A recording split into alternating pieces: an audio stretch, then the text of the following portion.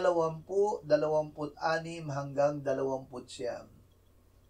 Pagkaraan ng 8 araw ay muling nasa loob ng bahay ang kanyang mga alagad at kasama nila si Tomas. Nakasara ang mga pinto, subalit pumasok si Jesus at tumayo sa gitna at sinabi, "Kapayapaan ang sumainyo." At sinabi niya kay Tomas, "Ilagay mo rito ang iyong daliri at tingnan mo ang aking mga kamay. Ilapit mo rito ang iyong kamay at ilagay mo sa aking tagiliran.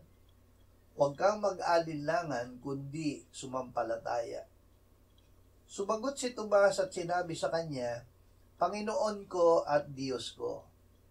Sinabi sa kanya ni Jesus, "Sapagkat ako'y nakita mo ay sumampalataya ka. Mapapalad ang hindi nakakita, gayon may sumasampalataya." Sumampalataya sa Ebanghelyo. Tayo ay naligtas dahil si Kristo ay namatay para sa ating kasalanan, inilibing at muling binuhay ayon sa kasulatan.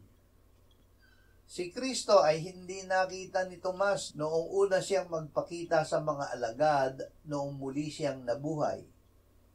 Hindi siya nadalig sa sinabi sa kanya ng kanyang mga kasama hanggang hindi niya nakita ang marka ng mga sugat ng katawan ni Jesus.